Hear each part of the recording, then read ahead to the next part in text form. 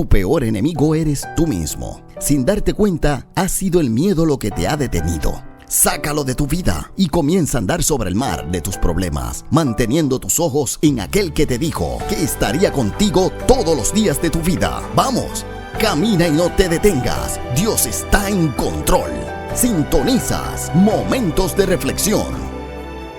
Dios te bendiga. La reflexión para hoy la estará basando a la altura del verso número 23 en el capítulo número 15 del primer libro de Samuel, que dice: porque como pecado de adivinación es la rebelión, y como ídolos e idolatría la obstinación. Por cuanto tú desechaste la palabra de Jehová, él también te ha desechado para que no seas rey. Hoy quiero llamar tu atención porque justamente ayer, cuando me prestaba a enviar la reflexión que titulé "La obediencia es lo que vale", tuve una conversación telefónica con una compañera de ministerio, y luego de dialogar sobre algunos aspectos, le hice mención sobre los estragos que causa la desobediencia como punta de lanza de la rebelión, y es esto lo que da pie a la inspiración para la reflexión de hoy, porque en la actualidad el enemigo de las almas, de manera sutil, ha conducido a muchas personas a practicar uno de los pecados más peligrosos, abominables y despreciables delante de los ojos de Dios, y esto es la rebelión. Es esta la manifestación de rechazo a la autoridad. Es el comportamiento humano caracterizado por la resistencia o el desafío a la autoridad, la desobediencia de una orden o el incumplimiento de una obligación. Y es contra ese espíritu que hoy batallan padres, familias, congregaciones, pastores y concilios, ante el desconocimiento de algunos sobre la línea fina que separa el desacuerdo con la rebelión. Podremos no estar de acuerdo en algunos aspectos, pero a la misma vez mantener el orden en cuanto a respeto a la autoridad. Y es ese extremo en donde el enemigo ha querido llevar a muchos a la esquina del rechazo a la autoridad y su resistencia a la misma. En el capítulo 16 del libro de Números vemos como a Coré, quien era levita al servicio del tabernáculo, junto a Datán, Abirán y On, quienes eran príncipes de la tribu de Rubén, se les manifiesta un espíritu de rebelión contra el liderato de Moisés y Aarón, y los querían sacar de la posición que el Señor les había otorgado. Por tanto, la autoridad que tenían Moisés y Aarón había sido delegada por Dios. Por consiguiente, Coré, Datán, Abirán y On directamente se rebelaban contra el mismo Dios, siendo ellos quienes tenían a su cargo la custodia del tabernáculo, pero acusaban a Moisés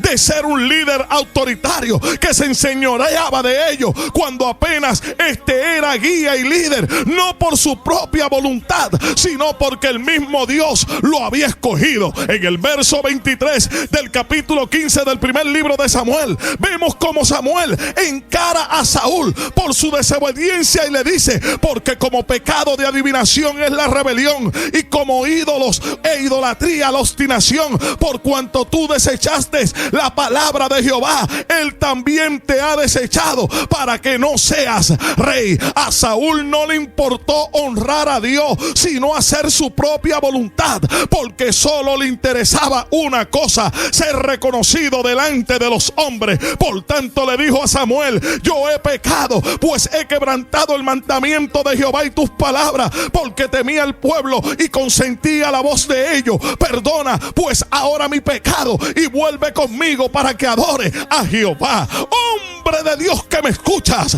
y mujer de Dios que analizas esta reflexión, sometamos nuestra voluntad y decisiones a la palabra del Señor, considerando que sus planes son mejores que los nuestros y que rebelarse contra Dios es una insensatez. Acontecerá que si oyeres atentamente la voz de Jehová tu Dios, para guardar y poner por obra todos sus mandamientos que yo te prescribo hoy, también Jehová tu Dios te exaltará sobre todas las naciones de la tierra, porque así está establecido en el libro de Deuteronomio, en su capítulo 28, en el verso número 1. Así que podremos tener alguna discrepancia, pero nunca abrogaremos la autoridad concedida por Dios. Si deseas contactarnos, es muy fácil. Comunícate con el pastor Julio Delgado para eventos, campañas, conferencias o consejería, llamando al 407-791-4123 o visitando el www.juliodelgado.org. Gracias por permitirnos ser de bendición para tu vida.